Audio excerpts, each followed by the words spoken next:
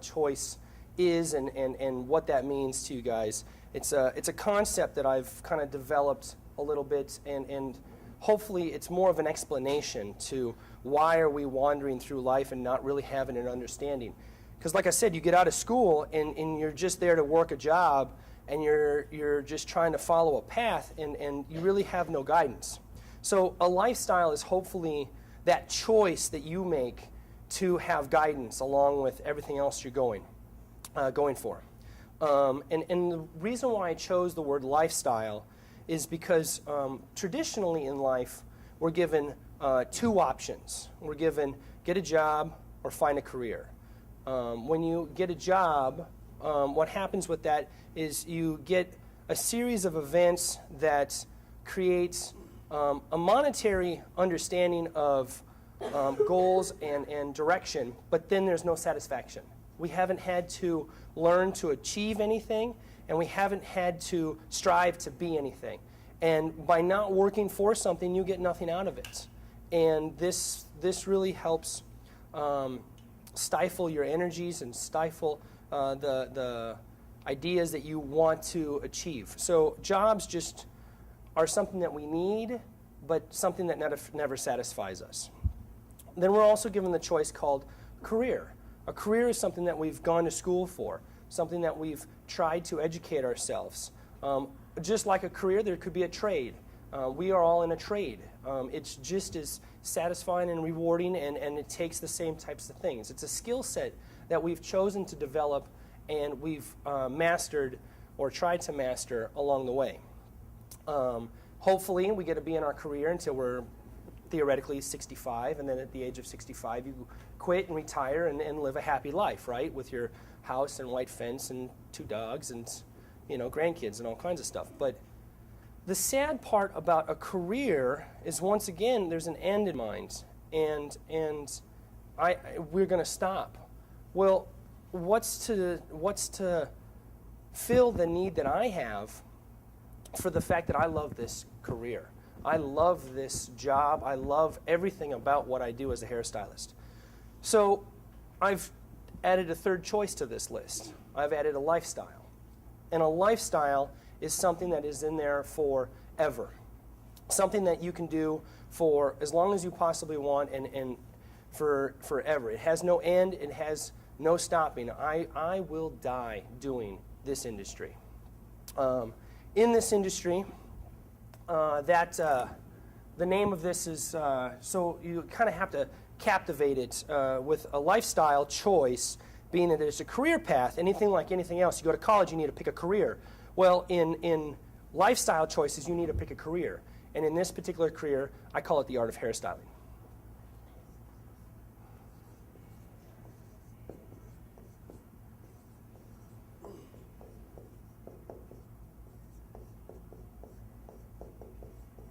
Okay?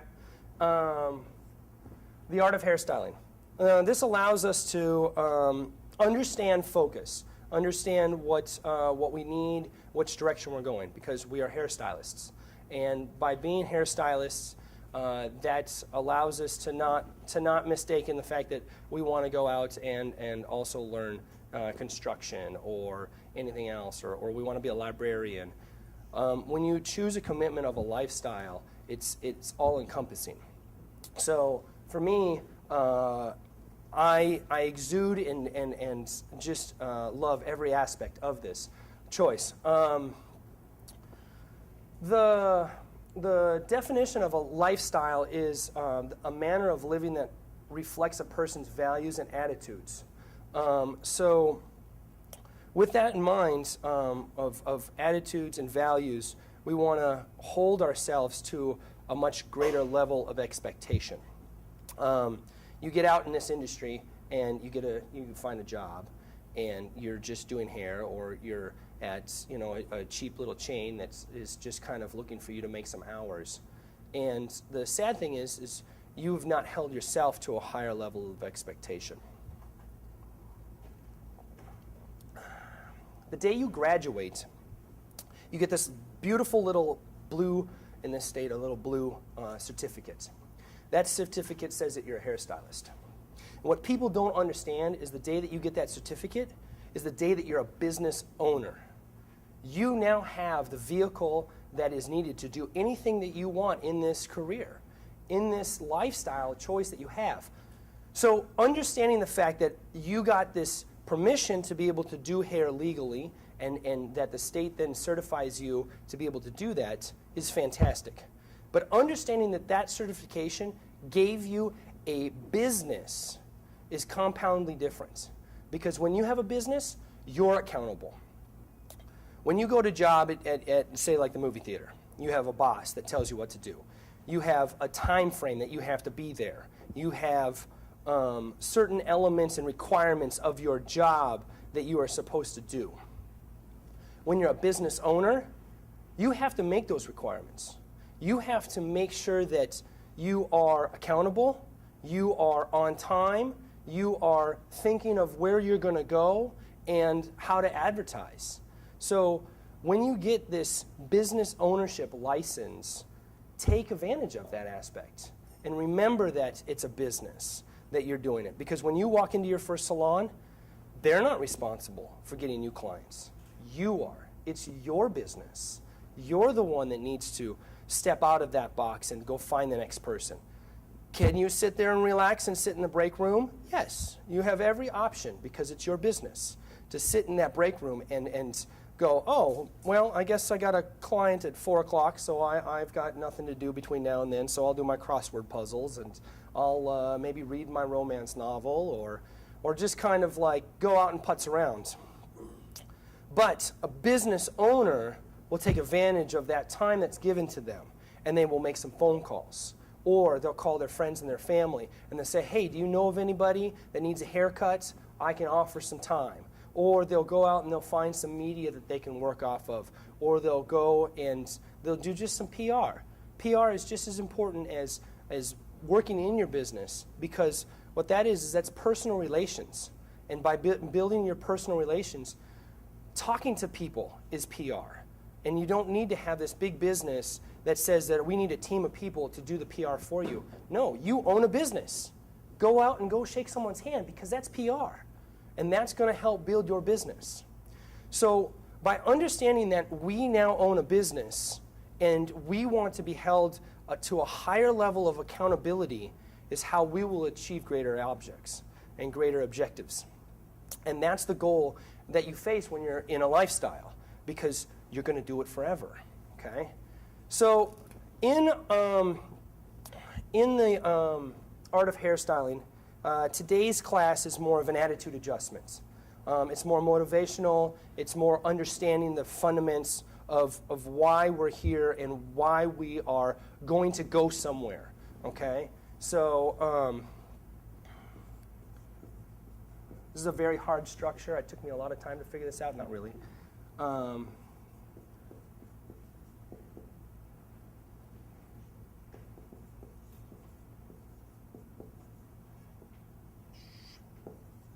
Nope, that was right.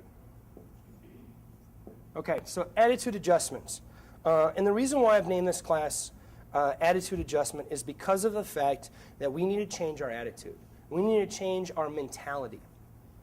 There's a phrase that you have to speak it before you believe it, okay? And that's what we're trying to do, is we're trying to create a belief in the art of hairstyling, in the fact that we are going to do this for life, so that we can enjoy everything that we're doing. You have to walk the walk, you have to talk the talk, you have to believe everything that you're saying. And the first thing that you do is you get up in the morning and you make a choice, and that choice is to say, I will be a great hairstylist. You look in the mirror, you repeat it to yourself, I will be a great hairstylist. And after you say it, day after day after day, eventually you will believe it. And when you believe it, that will mean that you're doing fantastic things with your career. Because it doesn't matter what yesterday brought you. It doesn't matter what today is going to have to bring you. And it doesn't matter what tomorrow will challenge you, because you are a great hairstylist. And by that terms, you will define yourself. And that's what's beautiful about this type of a lifestyle, about a choice of a lifestyle, is because you get to do whatever you want. For me personally, coming out of school, 3 months graduating, getting to be a platform artist, I was scared to death. I had no clue that I was going to be able to be in that position.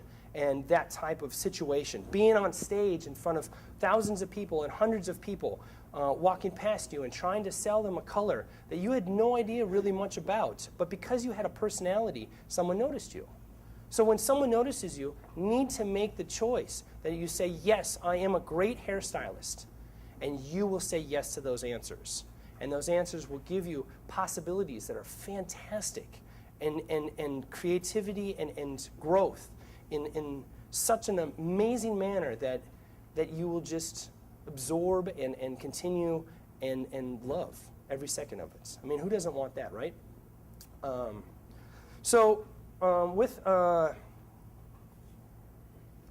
With the understanding of trying to change your attitude, there are 3 elements to this.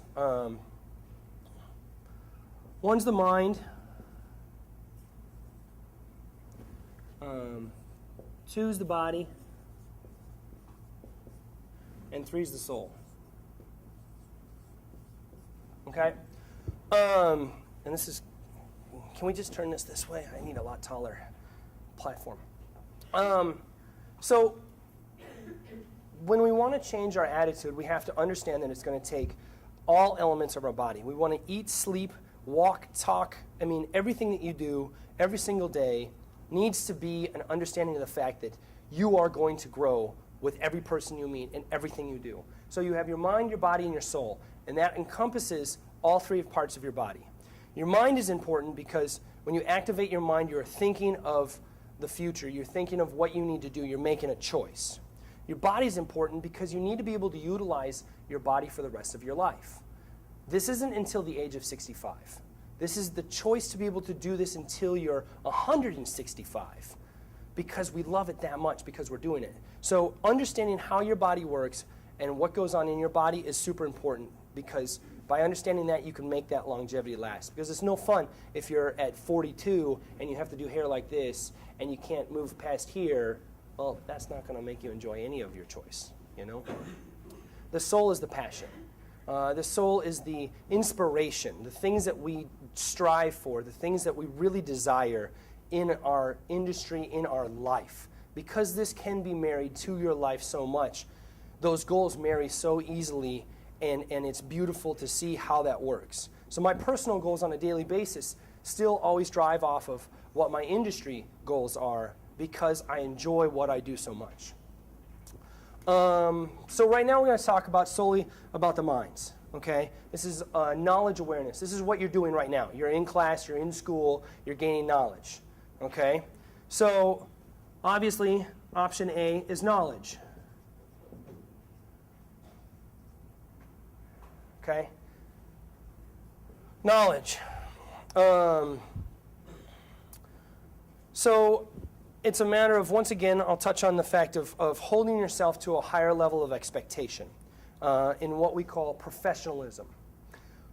Grow within the understanding and increase your knowledge so that way your professionalism will have a greater awareness. Because when I shake someone's hands, I want them to know that they are important to me from the first time we touch, all the way until the time I say goodbye and they're walking out my chair. Okay, so your knowledge is important because it creates an awareness so that way you can understand how you're going to live a concept, how you're going to live, and how you're going to treat somebody else. Okay. Your next step is your education.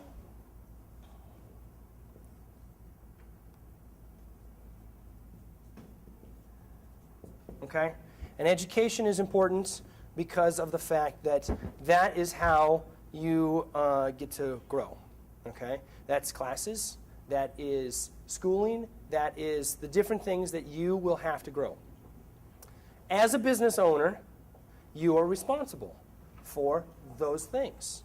No one's going to give them to you. You might land a job that might have some small opportunities.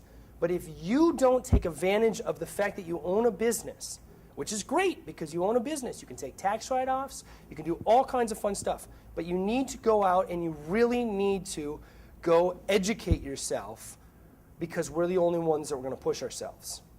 So finding different ways to be inspired, to be motivated, to gain that knowledge base. So then that way, when we're blow drying hair and we're like, oh, what do?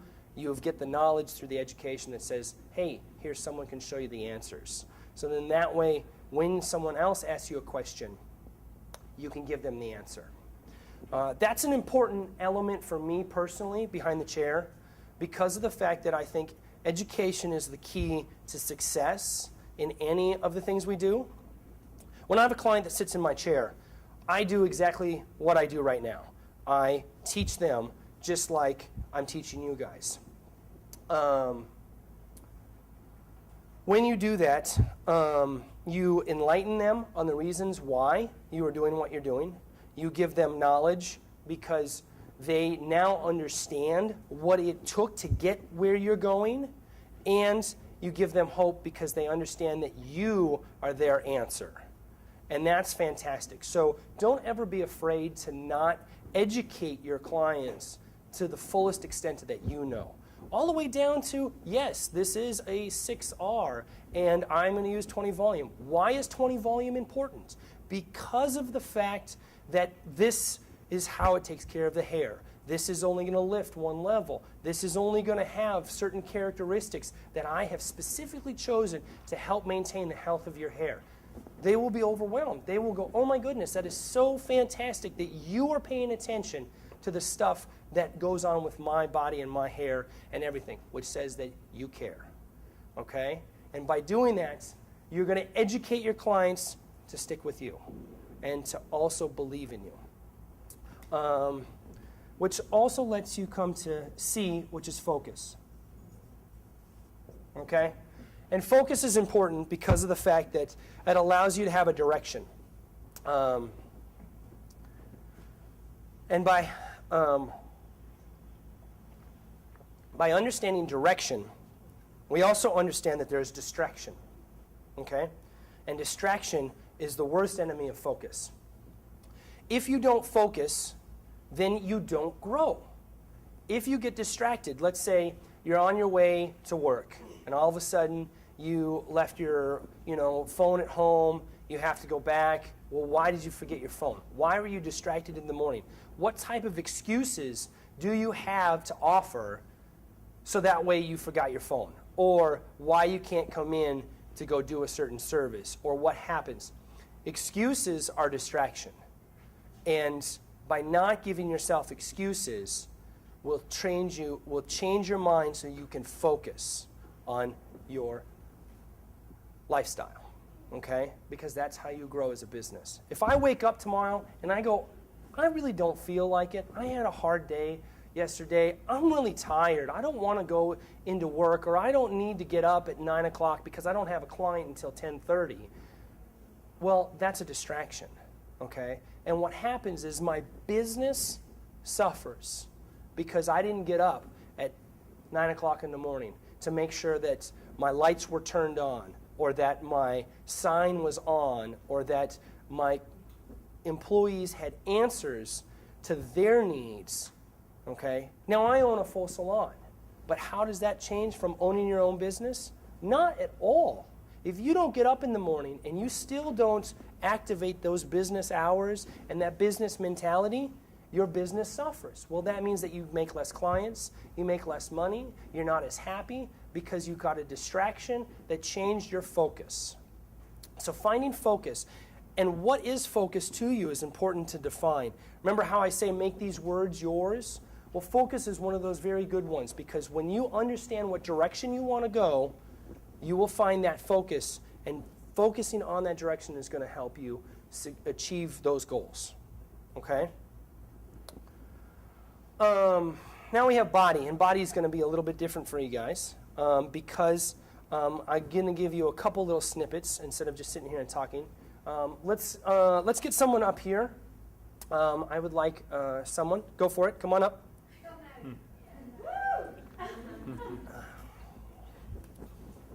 Okay. So in the understanding of what body is how we physically react to everything that goes on. And we have a nice shape to everything. Is that what you're trying? Okay, I get that. It's good. That's good. So A is ergonomics. I got to memorize.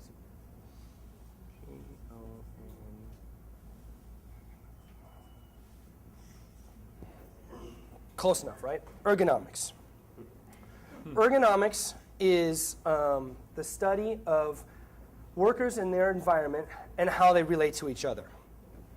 So how we relate to each other and how you work within your environment is important, okay? So what we're going to do is we're going to look at your environment, okay? So here is your environment. No, you stand right there, okay? This is what we need to understand, is what is her environment and what is going on, okay? This is your world as a hairstylist. This is what you get to create. You're the boss. You're the one that they're coming for all the answers, and you get to do anything you want right here, okay?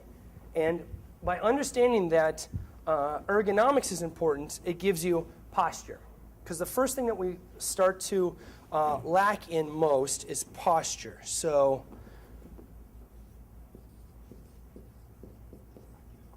Okay, posture. So stand behind your chair. We're given a great chair that allows it to raise up and down and do all kinds of stuff.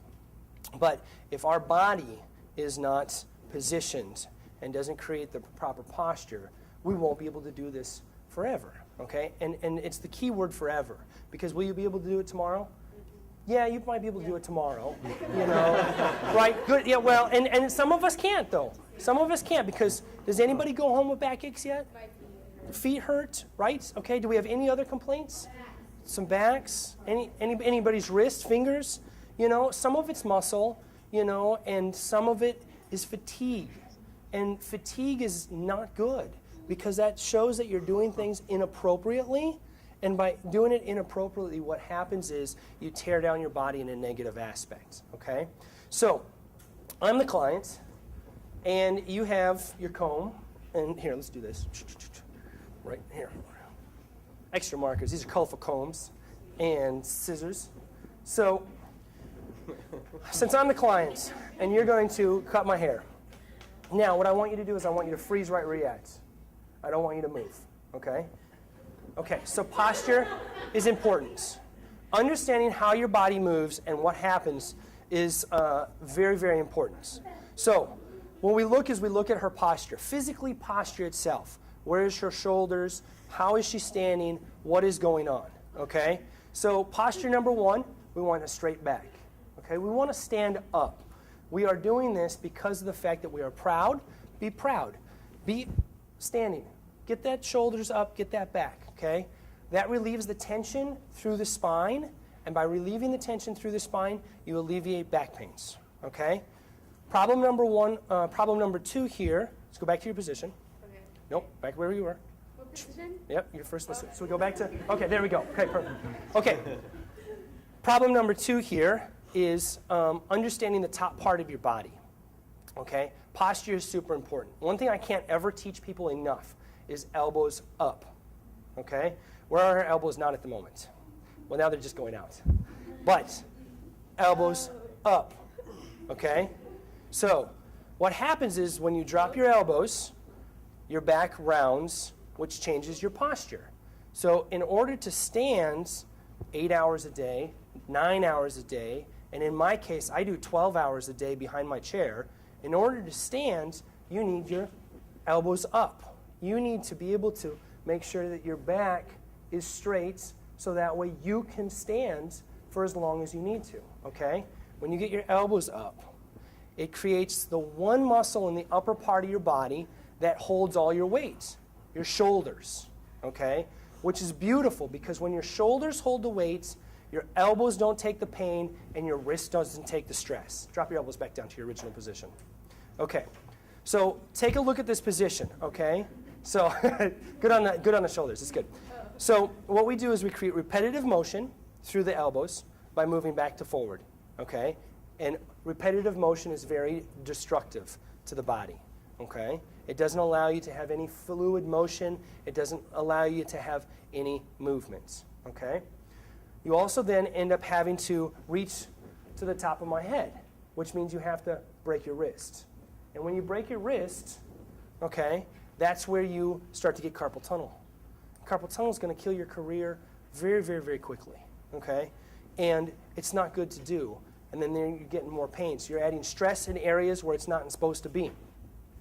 When you lift your elbow and your back is straight, not only does that continue that flat plane through here, because now look what doesn't change. You don't have to work your elbow in its specific manner because you get your shoulder that will move with it. And guess what doesn't break? Your wrist. Ever. It's completely parallel in what you need to be doing. And how many people have cut themselves? Huh? Believe this fact. I have never cut myself yet to date. I've been in this industry 10 years. My posture has been correct. When your posture is correct, where do your shears lie? Flat. They're not trying to cut into stuff. So by breaking your wrist and dropping your shoulders, guess what is the target right there? That nice meaty part that everybody says that they need to watch out for. Okay, well you don't have to, because where is that meaty part right there? Gone. Gone. Okay? So posture is super simple. Question? Something about posture. Yes. I always get really bad backaches Mm-hmm. whenever I'm at the champion bowl. Like even if it's 2 minutes, my back is like Okay. how long should it be? Because it gets to the point where it's like, oh my god. Okay, second problem then is the lower half of your body. Okay? So we have the upper half now figured out, right? Elbows up, wrists are straight, shoulders back, stand up straight. Okay? But problem number one, your next problem now is look at your knees, look at where everything is going. You have a locked knee situation, and a locked knee situation is going to add more stress to the upper part of your body, and you're no longer using your muscles. The strongest muscle in your lower half of your body is your thigh. It's designed to carry the weights.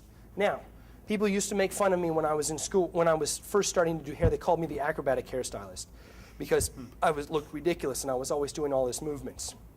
But when you have a little bit wider stance, okay, what does that cause you to do? That causes you to want to bend your knees. As you bend your knees, you drop that pressure right into your calves or right into your thighs, okay? So what you're doing now is you're taking all the stress away from your lower back, okay? You go from, now this is hard because it's hard to tell on my back, but when you're here, okay, and my elbows are down, your shoulders are round. When your shoulders are round, your curve is bent on the top half.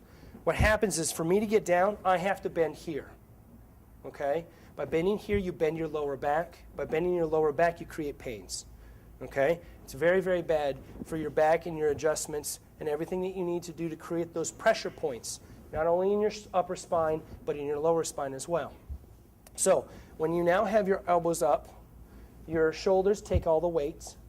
When you have your knees bent and wide, your muscle takes all the weight. So now when I want to bend, look, I can just go down. And when I want to bend forward, look what I do. My back is still straight because I use my hips now as that adjustment, okay? And your hips and your thighs are designed to take that weight. So keep your knees bent and use your muscles. I just have a question about, like, I have a history of arthritis in my family, in their hands and fingers. Okay. And so whenever I hold hair, like my finger doesn't dirty, it's gotten better, but it's still really bad. So whenever I hold hair, I feel like I'm tensing. Like, is it, would the elbows up still help with that? Or like, what do you, like, when it comes to like, Some of that might be muscle memory, and you just gravitate with that. Not having proper posture creates improper muscle memory. And what you happen is by alleviating the stresses in other areas, you can focus on the muscles that you need to. Now, also remember when you're cutting hair, you're only cutting hair between here and there. Okay? So if you're cutting hair beyond here and you're trying to hold here, it's not going to happen. Can you guys see my fingers? I don't know. Can you see that? By any chance, you see that little white line right there? Okay? If you look into the light on everybody's fingers, you can see the gap between right there. Okay, can you see that on the bottom two knuckles?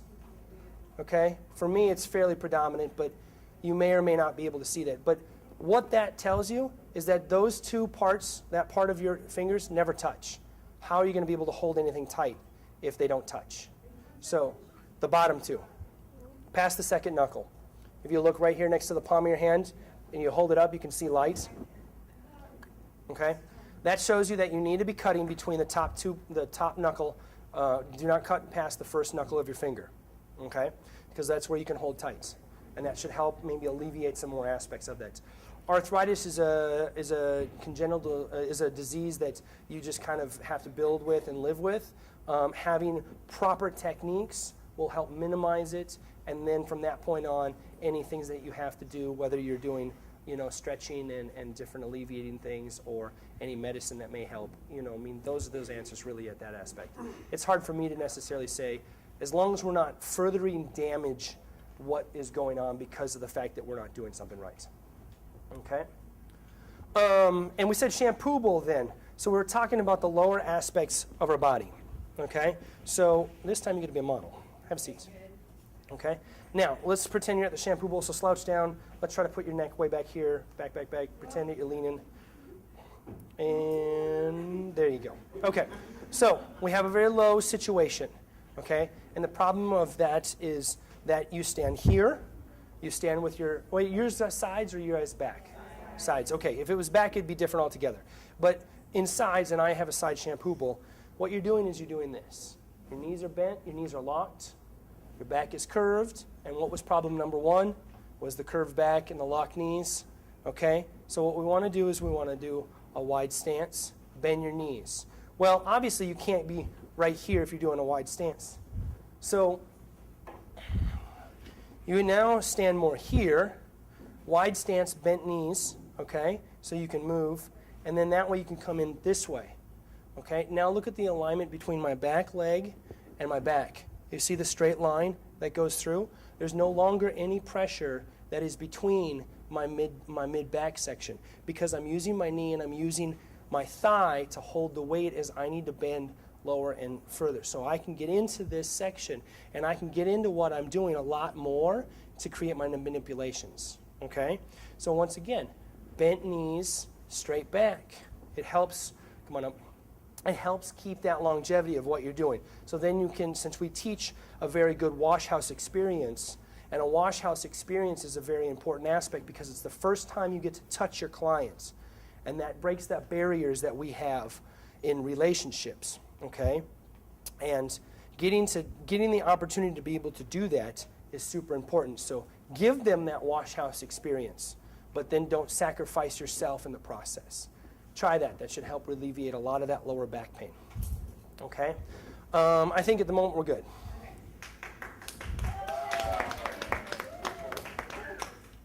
So now that we understand posture, there's the important aspect called mechanics.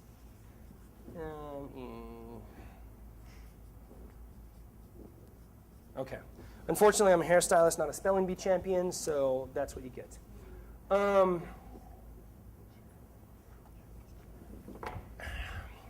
Mechanics is understanding how the body moves and how to hold those positions. So let's use this again. Okay. So my positioning, okay, and I gravitate to more of a wider stance. Now, if you're wearing a pencil skirt, I can only imagine what that would do. Okay. But, so maybe you just don't wear skirts. Now, you can use heels, but as you use heels, you will end up gravitating to understanding that that's where your muscle memory will be, and I don't foresee a problem. It just trains your muscles a little bit differently. The posture's still the same. It's still in the thighs. If I can do this and I don't wear heels on it every day, you wearing heels, you should be able to do it no problem, okay? You just create that muscle memory through your thigh, okay? So we have a wide stance. We have our knees bent. Okay, we have elbows up.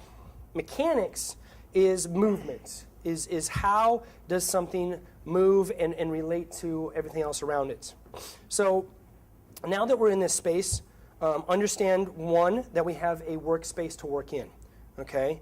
And that workspace, give yourself space. I don't want to see anybody doing this, you know? If you're all trying to do your hair like this, you're not doing anything any justice. First of all, you're all up on their space. You haven't even given your space any thought. So what you want to do is you want to give yourself space, okay? So that way you can work and have a lot more space to work with, okay? One key thing that helps, very easy when you're doing this, pretend you're here. Pretend that you're on stage, because you are. Every client that enters your chair is a stage, is a platform for you to perform. Okay?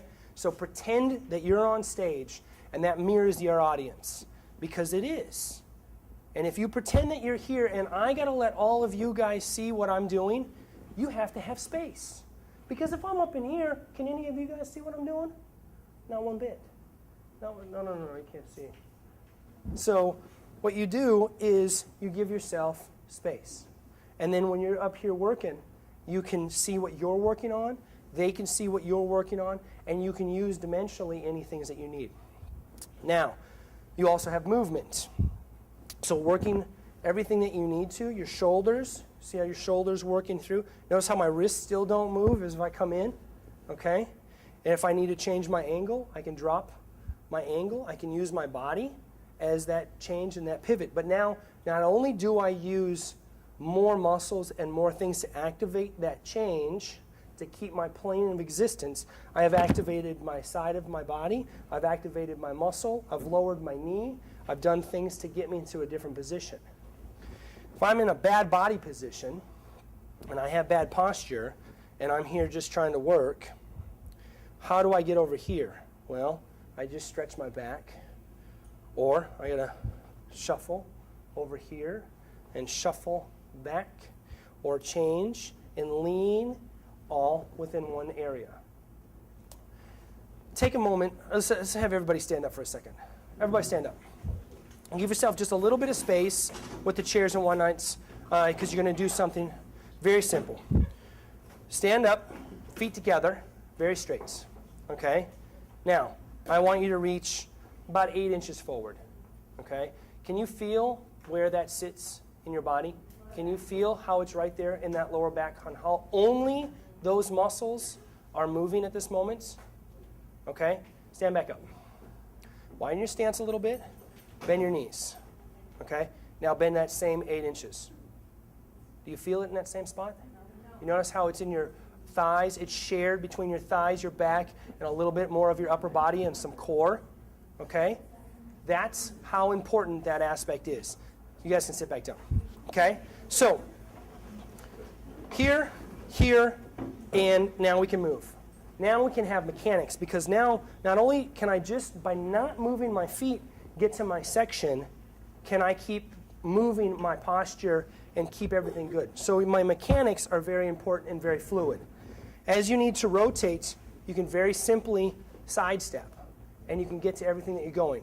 But your movements are a lot more elegant, you're a lot more transitional, you can get to things that you need to, and you can move around the hair. Especially if you're blow drying, you can get very good movements, you can step back, you have a nice foundation for everything that you're doing, because you are activating and sharing more of that energy with all of your body, instead of, or trying to get it back like this. Because how do you move any back when you're already like this, So you can change that body posture and see how much more. You see how everybody used to call me the acrobatic hairstylist? I felt like I was doing aerobics every day, Should have been a hairstylist aerobic instructor. So you just move. You just kind of really enjoy how your body can manipulate itself and what you can do, keeping your posture. 2 aspects: elbows up, knees bent. That's the bottom line, okay? You'll figure it out as time goes on. We can get more into body as time goes on, and we can really break it back down. But elbows up, knees bent, okay? How's everybody doing so far? Not bad? Anybody asleep yet? Anybody thought they were going to sleep until I made them all stand up? I got ice cubes here. I can start throwing ice cubes. Any questions about your minds, knowledge, how things grow, way to find purpose, your body? It's pretty basic, simple steps. You can apply it to anything. You guys do a flat rack technique, right? It's how you blow dry. So, you grab the nozzle. Let's make sure that's on. Okay, so air flows this way, right? That's how you hold your blow dryer. Why are we holding it like this? See how we get very limited movements? Now, I have a handle, I hold it like this. okay? There's nothing wrong with the way you're holding it. It's just a different choice. Even mine can still really cause problems. So regardless of how you're holding your blow dryer, which is differences of opinion, which is difference of knowledge, because I learned a different technique than you do, okay? I hold it on the handle. I'm a traditional blow dry style, and you guys flat wrap, okay? So can they relate? Yeah, elbows up. Look what happens when your elbow's up. Your wrist is straight. So when you flat wrap, it changes the position of your blow dryer a little bit, but guess what you can do? You can compensate. You can change your blow dryer by using your body, by getting your round brush through here, and I can blow dry with holding the front of my thing all day long.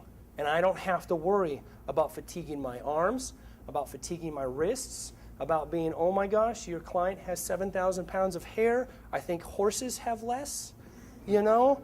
Like, I mean, this is super important, and I can do this for hours. And I have. I mean, it's been ridiculous. So understand the mechanics on how you hold it, but keep that elbow up, okay? So soul. We're going to talk about passion, desire, inspiration, creativeness. You know, soul is the unexplained aspect of your body. We don't know what a soul is. We don't know where it lives. We have no understanding other than the fact that we all create desire and passion and love and affection and all this stuff. And all of that, in my interpretation, comes from the soul. It's an inspiration of the inner part of your body, okay? So, we have A, inspir, S-P-I-R-A-T-I-O-N, B, passion, and D, desire. Okay. So, inspiration is a product of your creative thinking and work, okay? Are you inspired to do something? Are you inspired to be something? It's a product of your creativity, thinking, and work. So, creativity, thinking, and work. Inspiration, creativity, thinking, and work. Creativity, thinking, and work. Work, thinking, and work. Okay, right there. Creativity, thinking, and work. Okay? Inspiration. That's the definition. Well, we've just defined our lifestyle because we live it, we breathe it, we eat it, we feel it, we think about it 24/7. And then we get to how passionate we are, and we find our inspiration, and we've already done all three things. That's fantastic. You're on step number 3, and you're already doing it. How brilliant is that? When have you got to step number 3 and realized that you were already done? And you still have 10 more steps to go. You have a lifetime to still go, and you're only on step number 3, and you're already doing it. Okay? That's fantastic stuff. Inspiration. What inspires you? Everything inspires me. I look at anything, anywhere, anytime. People, passions, everything that we can do. Let's get an example. Let's one person, raise your hand really quick, but give me something that inspires you, and I'll see how it inspires me. Okay. People's happiness inspired. Happiness. That is actually a very fantastic one. That's almost cheating because I could do that about for hours. Okay, so her happiness. How people are happy inspire her. We can all relate from that. How can happiness inspire me? Well, I can be inspired because when I see a person smile, I know that they have believed in something greater than anything else that's going on because they're happy, because they're fantastically happy about what's going on. When I can see happiness change from a person, and in this industry, something super simple like an easy haircut or a blow dry or something that's going on, and when you show them that mirror and that smile hits their face, man, that's inspiration. That inspires everything in me to do it again. To do it again and again and again forever. Because inspiration leads my lifestyle and lets me be here for as long as I possibly can. Okay? So we can all learn inspiration from anybody else. Let your neighbor inspire you. Let your other friends' friends inspire you. So that way